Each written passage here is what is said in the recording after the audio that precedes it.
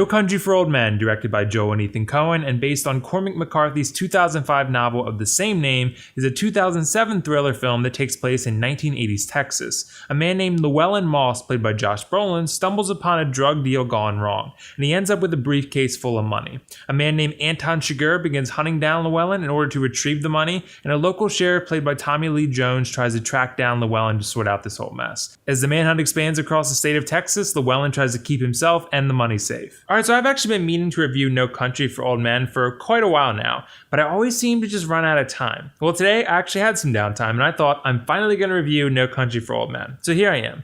I should let you guys know up front that I absolutely love this movie, and that's probably an understatement. I think it's a masterpiece, and I think it's well deserving of the Best Picture award that it won at the 2008 Oscars. I also think it's deserving of being called one of the best films ever made, because I think what the Coen brothers managed to pull off with their adaptation here was nothing short of remarkable. This isn't to say the source material probably wasn't spectacular to begin with, which I'm sure it was because it's Cormac McCarthy, but the experience that this film provides is pretty damn special. I think this film works as purely a piece of entertainment because it's gripping from basically start to finish, and I think it also works as a think piece about the effects of aging and feeling like the world has passed you by in one way or another. No Country for Old Men is a movie that I can pretty much always go back to, because it's brutal, but again, I feel like it does a great job balancing entertainment with thoughtfulness, which is pretty much always a great mix when done properly. What's interesting about No Country for Old Men, though, is that there's basically no music throughout this entire film, and for a thriller, that's pretty interesting and pretty unique. There's just tense silence for a lot of this movie. There's one scene near the end of the film that has a tiny bit of music, I guess you could call it, if it's more like a sound effect, but it's kind of music. But otherwise, this is a thriller that doesn't rely on intense music or creepy sound effects to make you feel that tension that's oozing from every scene. I think this is pretty unlike any other film I've seen before. I mean, I'm used to thriller films personally relying on that eerie and intense score to, make you feel how intense that scene is. No Country instead relies on the high stakes and the gritty realism of the story's grounded nature that make you feel the weight of the conflict. I found myself really invested in this story that's pretty bare bones in its premise, but it's consistently tense despite all that because it's about a life and death situation with a lot of money involved in this manhunt. If you were to describe this film's plot to a person who's never seen it, it may come across as typical, but it's really anything but that. Also, this movie is exquisitely acted. Everyone's great in their roles, but to me, the three standouts here are Josh Brolin, Javier Bardem, and of course, the great Tommy Lee Jones. These three are the main characters of sorts, I guess you could say, because you follow each of them in their journey to accomplish a different goal. Llewellyn wants to escape with the money, Anton wants to retrieve the money and kill Llewellyn, and Ed, Tommy Lee Jones' character, simply wants to catch up with this whole conflict and nip it in the bud. There's three characters that are continually connected, but at odds with one another in some way, shape, or form. Each of them are performed brilliantly and in a way that feels like they belong in the state of Texas and in the 1980s in which the story takes place. I was super impressed with each one of them, but obviously I was most impressed with Javier Bardem. His work in this film is remarkable. It's some of the best acting I've ever seen, honestly. His work as Anton Chigurh is truly exceptional. And in part because of those mannerisms in his delivery that are just so incredibly robotic and intimidating at the same time.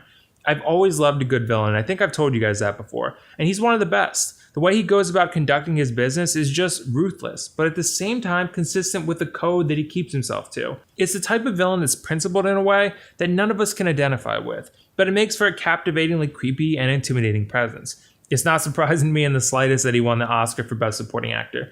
He's insanely good in this role. I also love the dialogue. There's so many clever lines spoken in this film. So many that help provide a southern atmosphere to this Texas-based story. The characters all speak with southern accents, they use slang in a Texas type of way, and they interact with each other in ways that also feel witty and confident simultaneously. I think the dialogue is one of the better aspects of this film. Now, whether it was taken directly from the source material from the novel or adapted to the screen slightly, I can't say, because I haven't actually read the book. I'm not a fan of reading for pleasure, honestly, and I think I've told you guys that before, so I can't really say. But what I can say is that regardless of the origin, it's great, and this is the type of film that every conversation has meaning in. In some way, shape, or form, the dialogue plays a role in everything that's happening and everything that's going on. So like I mentioned earlier too, No Country is a thoughtful and insightful story, and I think you could probably spend quite a bit of time dissecting every aspect of this film. But if I had to quickly summarize it, I'd say I think it's primarily about experiencing and dealing with the process of aging. There's a heavy focus on Sheriff Ed, who feels overmatched in a lot of ways, and like he can't keep up with these criminals that are just coming up with new ways to get away with their crimes. This to me is referencing people who feel like life has begun to pass them by, to feel like it's too fast for us and feel overwhelmed with things that we used to be able to adapt to. Father Time catches up to all of us at some point, and eventually we have to accept that and realize that we can't do the things that we used to do, at least not always as well or as quickly. I think No Country is a gripping film that's full of tension, but it also has something to say about a topic that many of us don't ever discuss, but simply just accept, and that's aging and feeling like life has passed us by. It's really deep stuff when you think about it. But the final thing I want to mention is the cinematography. I've always been pretty blown away by how this film looks, and I just somehow never pieced it together that it was shot by Roger Deakins. It's not surprising when you think about it though, because the dude is a legend for a reason. As for No Country cinematography though, a lot of that tension is achieved through an acknowledgement and highlighting of the details that make the story as brutal as it is, as grounded as it is.